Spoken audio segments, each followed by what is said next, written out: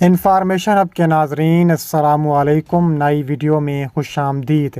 ناظرین گرامی، آج کی تہلکہ خیز خبر آپ کے سامنے میں رکھنے جا رہا ہوں۔ اگر آپ شروع سے لے کر ویڈیو کو اینڈ تک دیکھیں گے تب بھی آپ کو فائدہ ہو سکتا ہے۔ ناظرین گرامی، ٹرکی اسرائیل کے خلاف اس وقت میدان میں آ چکا ہے۔ بہت بڑی خبر کے مطابق ٹرکی نے اسرائیلی فوج پر زمینی اور فضائی حملہ کر دیا۔ ٹرکی نے 15 کلومیٹر پر قبضہ جما لیا۔ ترکش فوجیں ایک ایکشن میں آ گئیں۔ طیب اردوان کا تہلکہ خیز بیان سامنے، ترکی تمام مسلمان ملکوں سے بازی لے گیا۔ ویڈیو کی تفصیلات میں آگے بڑھنے سے پہلے ہماری ویڈیو کو لائک کر دیں، چینل کو سبسکرائب کر کے بیل آئیکن پر کلک کر دیں۔ ناظرین گرامی، آج اب ایک ایسی خبر پر بات کرنے جا رہے ہیں جس نے پورے مشرق وسطیٰ اور عالمی سیاست پر ہلچل مچا دی ہے۔ ٹرکی نے اسرائیل پر زمینی اور فضائی حملے کیے ہیں اور ترکش فوج نے اسرائیل کے 15 کلومیٹر کے علاقے پر قبضہ جما لیا ہے۔ ترک صدر رجب طیب اردوان نے ایک تہلکہ خیز بیان دیا ہے جس نے پوری دنیا کو حیران و پریشان کر دیا ہے۔ ترکی اور اسرائیل کے درمیان کشیدگی کوئی نئی بات نہیں ہے، لیکن حالیہ واقعات نے دونوں ممالک کو آمنے سامنے لا کھڑا کیا ہے۔ ترکی کی فوجی طاقت اور اسرائیل کی مضبوط عسکری صلاحیتوں کے باوجود دونوں ممالک کے درمیان یہ تصادم ایک بڑے تنازع کی شکل اختیار کر سکتا ہے۔ آج کی اس ویڈیو میں اس اہم تنازع کے پس منظر، حالیہ واقعات اور عالمی رد عمل میں بات کریں گے۔ ترکی اور اسرائیل کے درمیان تعلقات کی تاریخ کئی دہائیوں پر محیط ہے۔ دونوں ممالک نے کئی سالوں تک دوستانہ تعلقات رکھے ہوئے ہیں، لیکن فلسطینی مسئلے پر اختلافات نے ان کے 2010 میں جب اسرائیلی تعلقات کو کشیدہ بنا دیا وہاں پر حملہ کیا۔ رجب طیب اردوان کی قیادت میں ترکی نے فلسطین کی حمایت میں کھل کر موقف اپنایا، جس سے اسرائیل کے ساتھ تعلقات مزید خراب ہو گئے۔ حالیہ برسوں میں ترکی نے مشرق وسطیٰ میں اپنی عسکری اور سفارتی طاقت کو بڑھانے کے لیے کئی اقدامات کیے جن میں فلسطین کی حمایت اور اسرائیل کے خلاف بیانات شامل تھے۔ حالیہ دنوں میں ترکی اور اسرائیل کے درمیان کشیدگی میں مزید اضافہ ہوا ہے۔ اسرائیل نے فلسطین میں اپنے عسکری آپریشنز کو بڑھایا، جس کا ترکی نے سخت الفاظ میں مذمت کی۔ رجب طیب اردوان نے اسرائیل کو دہشت گرد ریاست قرار دے دیا اور مسلمانوں کے حق کے لیے کھل کر سامنے آنے کا اعلان کر دیا۔ ترکی کی فضائیہ نے اسرائیل کے عسکری ٹھکانوں پر پہلے حملے کیے، جس میں اسرائیل کے متعدد فوجی اور اسلحہ ڈپو تباہ کر دیے۔ اس کے بعد ترکی کی زمینی فوج نے اسرائیل کے کلومیٹر کا علاقے قبضے میں لے لیا اور ترکی افواج کی اس جارحیت نے اسرائیل کو سخت دفاعی پوزیشن میں دھکیل دیا۔ ترکی کی فوج نے مشرق وسطیٰ کی سب سے بڑی اور طاقتور افواج میں شمار ہوتی ہے۔ ترکی کی فوج جدید جنگی طیاروں، ٹینکوں اور میزائل سسٹم سے لیس ہے۔ حالیہ دنوں میں ترکی نے اپنے دفاعی اور عسکری صلاحیتوں کو مزید مضبوط کیا ہے، جس میں جدید ٹیکنالوجی اور ڈرونز کا استعمال شامل ہے۔ ٹرکی کی فوج نے نہایت منظم اور جدید حکمت عملی اپناتے ہوئے اسرائیل کی فوج پر حملہ کیا۔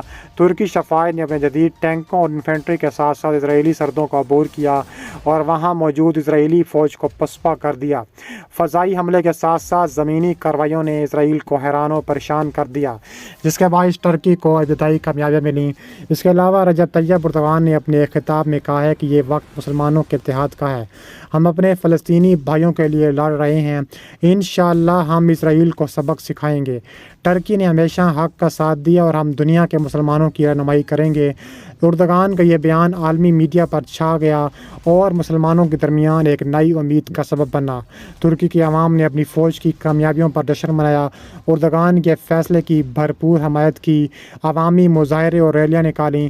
اسرائیل نے ترکی کے حملے کے جواب میں اپنی فضائیہ کو متحرک کر دیا۔ ترکی کے زیر قبضہ علاقوں پر شدید بمباری کی۔ اسرائیلی فوج نے اپنے جدید جنگی ہتھیاروں اور میزائلوں کا استعمال کرتے ہوئے ترکش فوج کے ٹھکانوں کو نشانہ بنایا۔ دونوں ممالک کے درمیان یہ جنگ اب پورے خطے میں پھیلتی جا رہی ہے۔ عالمی طاقتوں نے اس تنازع پر شدید تشویش کا اظہار کیا ہے۔ امریکہ، روس اور یورپی یونین نے دونوں ممالک کو مذاکرات کی میز پر آنے کی اپیل کی، لیکن ٹرکی اور اسرائیل کے دوران اپنے موقف پر قائم ہیں۔ عرب ممالک میں اس تنازع کو حوالے سے ملے جلے رد عمل دیکھنے کو ملے ہیں، جہاں کچھ ممالک نے ترکی کی حمایت کی جبکہ بعض نے اسرائیل کے ساتھ سفارتی تعلقات کو برقرار رکھنے کی بات کی۔ ترکی کے حملے کے بعد بہت سے مسلمان ممالک نے ترکی کی حمایت کا اعلان کیا۔ اس کے علاوہ مسلمان ممالک نے ترکی کے موقف کی تائید کی اور اسرائیل کی مذمت کی۔ اسرائیلی اسلامی دنیا میں ایک نئے صف بندہ آ رہا اور یہاں ترکی کی یاد میں مسلمان ممالک اسرائیل کے خلاف اکٹھے بھی ہو رہے ہیں۔ اس کے علاوہ ترکی اور اسرائیل کے درمیان اس جنگ کے نتائج پورے مشرق وسطی پر اثر انداز ہوں گے۔ فلسطینی علاقوں میں اس جنگ کا اثر دیکھنے کو مل رہا ہے، جہاں لوگوں نے ترکی کے حملے پر خوشی کا اظہار کیا۔ دوسری جانب اسرائیل کے ہمسایہ ممالک بھی اس تنازع کو بغور دیکھ رہے ہیں، کیونکہ یہ جنگ کسی بھی وقت مزید پھیل سکتی ہے۔ عالمی سطح پر بھی اس تنازع کے اثرات دیکھے جا رہے ہیں۔ امریکہ اور روس جیسے بڑے ممالک کے لیے یہ ایک بڑا چیلنج ہے، کیونکہ دونوں ممالک اس سطح میں اپنے مفادات کو دیکھتے ہیں۔ اس کے علاوہ ترکی اور اسرائیل کے درمیان حالیہ تنازع نے خطے میں ایک نئی جنگ کی راہ ہموار کر دی۔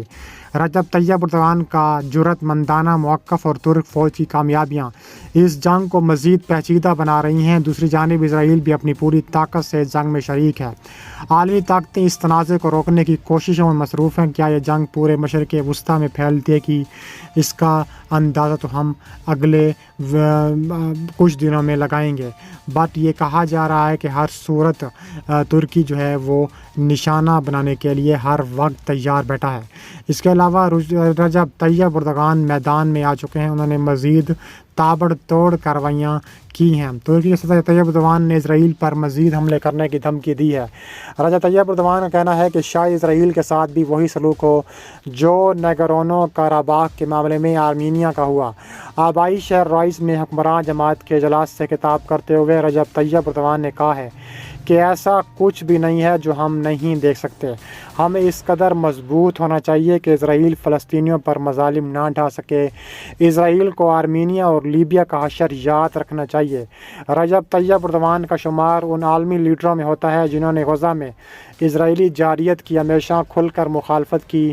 اس حوالے سے عالمی سطح پر بہت کچھ کرنے کی باتیں کرتے رہے ہیں۔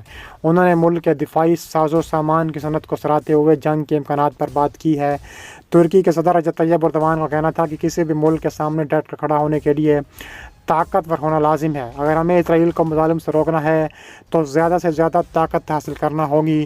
ترکی کے صدر رجب طیب اردوغان نے اسرائیل میں داخل ہو کر کارروائیاں کی ہیں اور اس حوالے سے کوئی تصریح نہیں کی۔ ان کی پارٹی نے بھی اس حوالے سے کوئی وضاحت جاری نہیں کی۔ یاد رہے کہ ترکی نے لیبیا میں 2020 میں فوج کی قائم کردہ نیشنل ڈیفنس کا فیصلہ کیا تھا۔ اس کے علاوہ ترکی صدر رجب طیب اردوغان نے اس عزم کا اظہار کیا ہے کہ اسرائیل غزہ میں نسل کشی کی قیمت ادا کرے گا۔ انہوں نے یہ بات حماس کے حملے کے جواب میں جنگ کی پہلی برسی کے موقع پر کہی تھی۔ حماس سمیت فلسطینی مقصد کے ایک پرزور وکیل اردوغان نے اکثر اسرائیل پر حملہ کیا ہے۔ وہ اسرائیلی وزیر اعظم نیتن یاہو کو غزہ کا قصائی قرار دیتے ہیں۔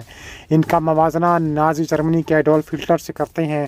اردوغان نے کہا ہے کہ جس طرح ہٹلر کو انسانیت کے اتحاد نے روکا تھا، نیتن یاہو ان کے قتل کے نیٹ ورک کو اسی طرح روکا جائے گا۔